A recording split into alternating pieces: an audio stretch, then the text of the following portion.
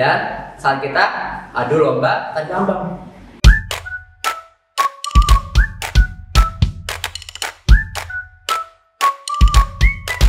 Assalamualaikum warahmatullahi wabarakatuh. Halo anak-anak, apa kabar? Semoga dalam keadaan baik-baik saja ya. Oke, kembali lagi bersama Mr. Gary dalam pelajaran sains atau ilmu pengetahuan alam. Oke, pada kesempatan kali ini kita akan membahas tentang gaya dan gerak. Apa itu gaya? Ada yang tahu apa itu gaya? Gaya bukan yang saat kita selfie ya, bukan seperti itu ya. Tapi gaya yang kita bahas kali ini adalah tarikan dan dorongan. Oke, lebih jelasnya kita langsung aja ya bahas. Gaya adalah tarikan dan dorongan yang dapat mempengaruhi suatu benda. Gaya tidak dapat dilihat, tapi kita bisa melihat pengaruh dan merasakan pengaruhnya. Contohnya, tarikan. Tarikan saat kita pengibaran bendera merah putih. Kita bisa lihat contohnya. Selanjutnya, saat kita menarik ember dari sumur. Dan saat kita adu lomba tarik tambang. Selanjutnya, dorongan. Dorongan contohnya adalah saat kita mendorong mobil yang saat mogok, mendorong meja atau kursi, dan lainnya. Benda yang dikenai gaya dapat bergerak, berhenti, mengubah arah gerak, dan merubah bentuk benda. Oke, selanjutnya kita akan membahas macam-macam gaya gerak. Kalian bisa lihat sini ya. Yang pertama ada gaya otot, gaya magnet, gaya listrik, gaya gravitasi, dan gaya gesek. Yang pertama, gaya otot. Gaya otot dapat kita lihat dalam kehidupan sehari-hari. Contohnya saat kita mengangkat galon, memindahkan barang-barang lainnya, dan lain sebagainya. Nah, di kehidupan sehari-hari juga kita memanfaatkan gaya otot pada hewan. Contohnya ada saat penggunaan kerbau untuk membajak sawah, penggunaan kuda untuk menarik delman, dan lain sebagainya. Yang kedua ada gaya listrik. Gaya listrik terdapat dua macam, yaitu gaya listrik statis dan gaya listrik dinamis. Gaya listrik statis timbul dari benda bermuatan listrik yang tidak dapat menghantarkan listrik.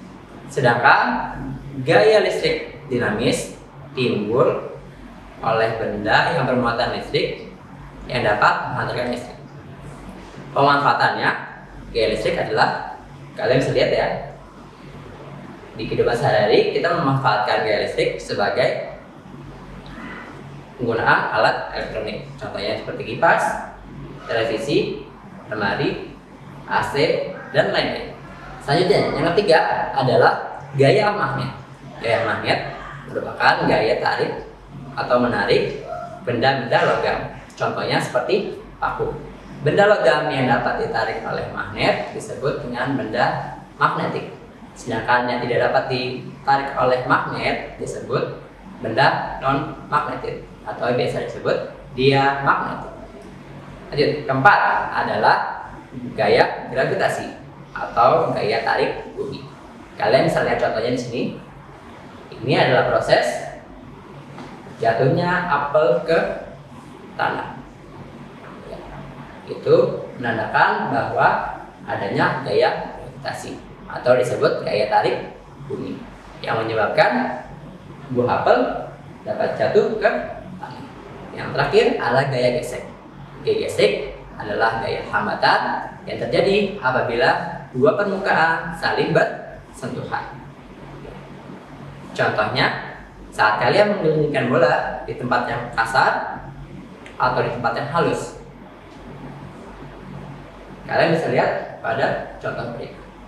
Saat kita menggelindingkan bola di tempat yang kasar, dia akan tidak jauh menggelindingnya. Sedangkan di tempat yang licin, dia akan lebih jauh saat menggelindingkannya. Nah, sampai situ dia sudah tahu ya apa macam-macam gaya dan manfaatnya di kehidupan kita seharian. Selanjutnya kita akan membahas tentang gerak. Gerak benda adalah perubahan posisi atau tempat suatu benda. Macam-macam gerak yang dipelajari di buku kalian ada berapa? Ya, 5. Kita bisa lihat. Yang pertama, gerak menggelinding. Kedua, gerak jatuh. Yang ketiga, gerak memantul. Yang keempat, gerak memutar. Yang terakhir adalah gerak mengalir. Oke, selanjutnya kita akan menganalisis 5 gerakan yang terjadi di gambar berikut. Kalian bisa lihat gambar tersebut dan kalian bisa identifikasi apa gerakan yang terjadi pada suatu kejadian tersebut. Yang pertama, ada bola bowling yang digunakan untuk bermain.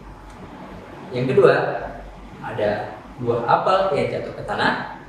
Yang ketiga, ada aliran air sungai. Yang keempat, ada roda yang berputar.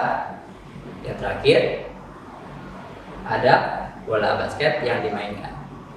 Oke, kalian bisa pilih aktivitas apa saja dan kalian tentukan apa itu gerakan yang terjadi pada aktivitas ini. Selanjutnya, kita akan membahas faktor-faktor apa saja yang mempengaruhi gerak benda. Ada yang tahu? Coba kita bahas ya. Yang pertama ada bobot benda. Semakin berat bobot benda, semakin susah untuk suatu benda itu bergerak. Sedangkan semakin ringan, semakin mudah untuk bergerak. Yang kedua, ada bentuk benda. Semakin mulus bentuk benda atau tidak memiliki sudut, benda dapat lebih mudah digerakkan. Yang selanjutnya, ada ukuran benda. Semakin besar benda, dia akan semakin susah juga untuk digerakkan.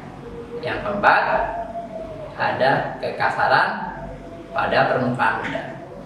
Semakin kasar permukaan benda, benda akan susah digerakkan.